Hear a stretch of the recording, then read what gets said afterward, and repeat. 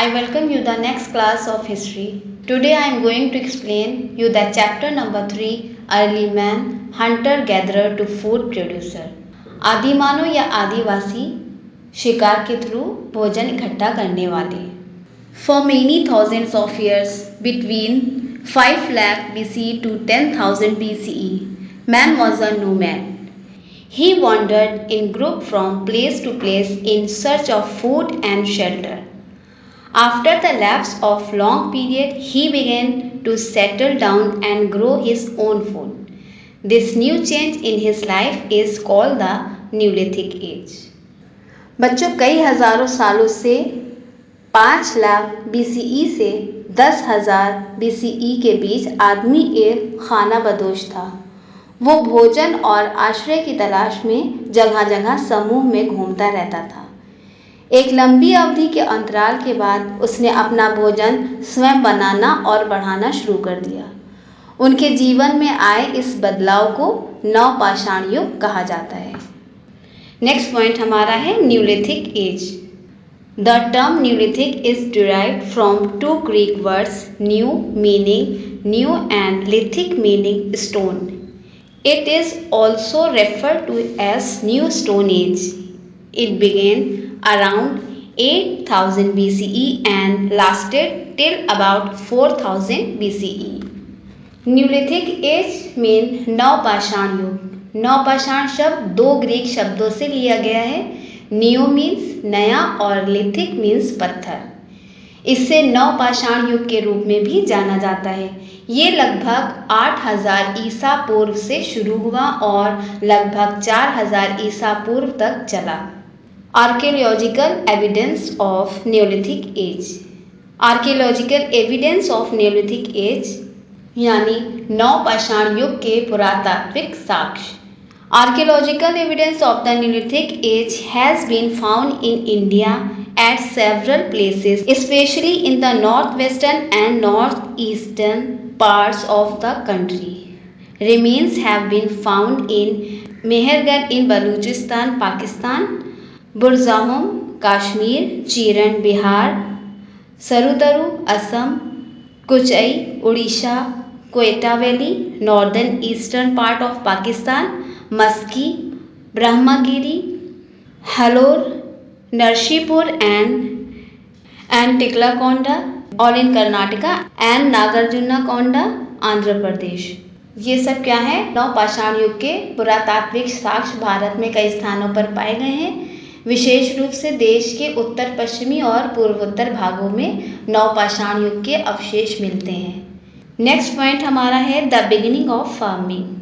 The beginning of farming यानी खेती की शुरुआत. With the beginning of farming in the later stage of Mesolithic period, primitive man became a food producer instead of a food gatherer. Now he was able to produce more food than he required. Corn, vegetables and fruits were grown near his hut or cave. He gave up his nomadic life as there was no need to wander from place to place in search of food.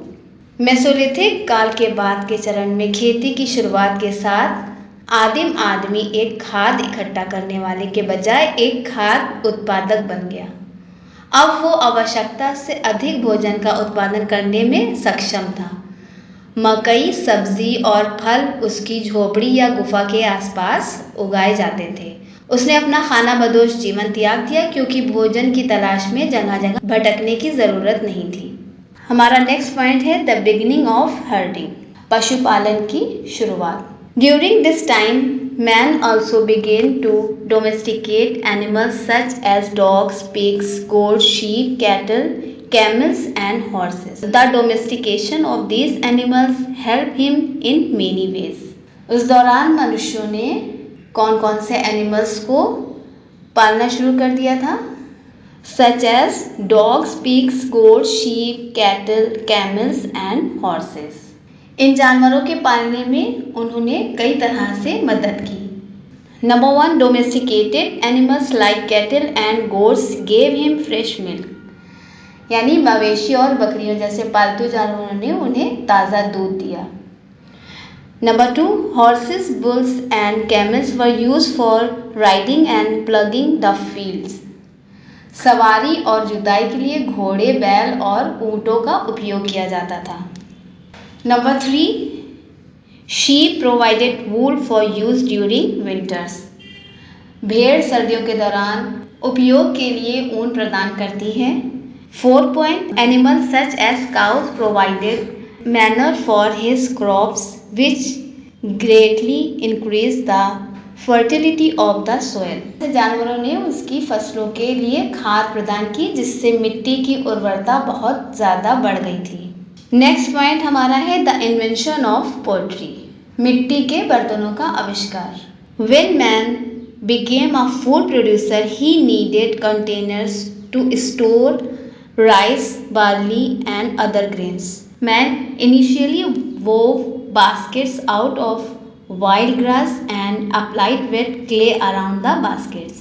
Then the baskets were dried in the sun. However, liquids could not be stored in these baskets. In due course, man learned to make clay pottery which was so hard and firm that it did not dissolve in water. जब मनुष्य एक खाद्य उत्पादक बन गया तो उसे चावल, जौ और अन्य अनाज संग्रहित करने के लिए कंटेनरों की आवश्यकता थी। आदमी ने शुरू में जंगली घास से टोकरियां पोंछी और टोकरी के चारों ओर गीली मिट्टी लगाई। तब बास्केट को धूप में सुखाया जाता था। हालांकि इन टोकरियों में तरल पदार्थ जमा नहीं हो सकते थे। नियत समय में मनुष्य ने मिट्टी के बर्तन बनाना सीख लिए जो इतना कठोर और दृढ़ था कि वो पानी में नहीं घुलता था। इन्वेंशन ऑफ व्हील यानी पहिए का आविष्कार। The invention of the wheel brought about revolutionary changes in the life of human beings. How did the idea of wheel acquire too early man? It is possible that he got the idea while rolling logs of wood. The invention of the wheel led to rapid progress in making pottery. It was also used in horse cars and bullock cars to transport both goods and men. मानव के जीवन में क्रांति के परिवर्तन के बारे में लाया गया पहिए का आविष्कार। पहिए का विचार शुरुआती आदमी को कैसे हुआ? ये संभव है कि लकड़ी के लॉग को रोल करने के दौरान उन्हें विचार मिला। पहिए के आविष्कार ने मिट्टी के बर्तन बनाने में तेजी से प्रगति की।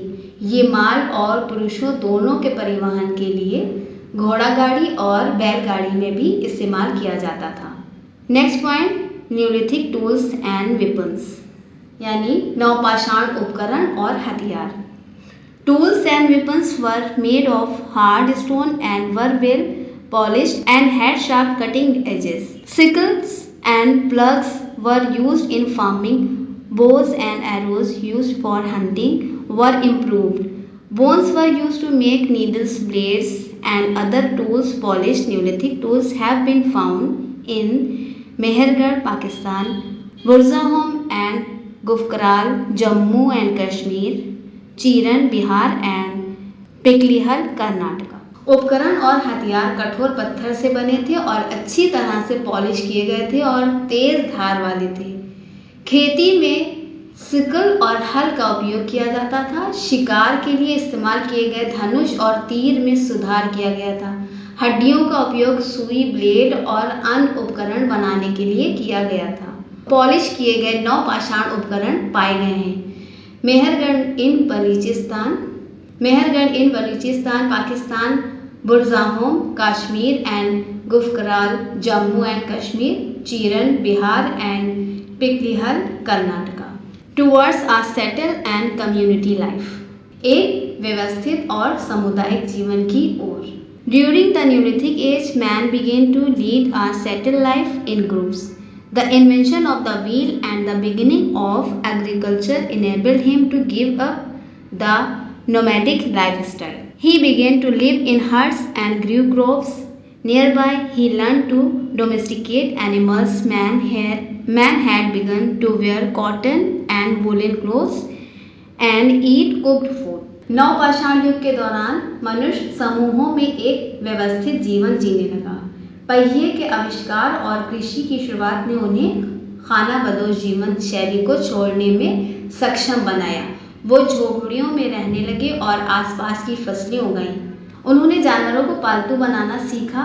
आदमी ने सूती और ऊनी कपड़े पहनने शुरू कर दिए और पका हुआ भोजन करने लगे।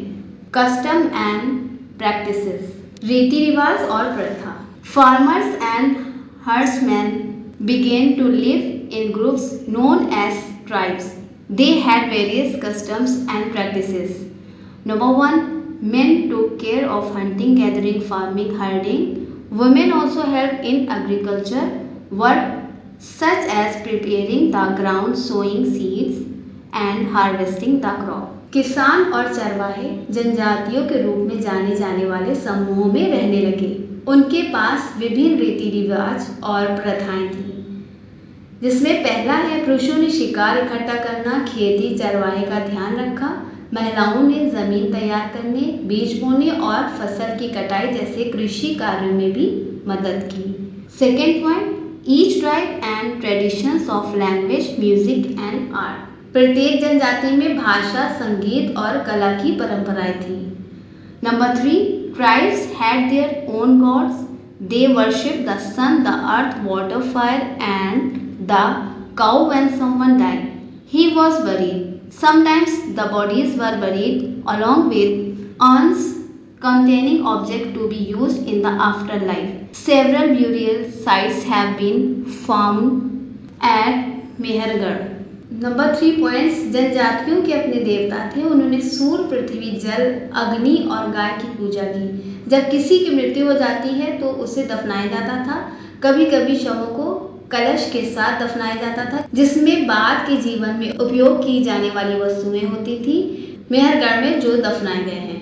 The chalcolithic age, the end of the neolithic age about 4000 BC was followed by the Chalcolithic age. This was the period when man began to use copper and shape it into various tools and ornaments. In due course, other ores were melted and new metals such as zinc and tin were discovered. Man discovered that if a little tin was mixed with copper, the resulting metal was much stronger. This metal was bronze, and the Chalcolithic age is also known as the Bronze Age.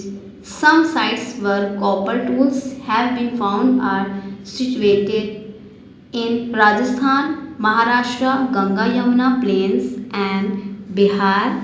By the end of the Chalcolithic age, man lived a settled and comfortable life. 4000 ईसा पूर्व के नवपाषाण युग के अंत को chalcolithic युग के अनुसार समाप्त कर दिया गया था।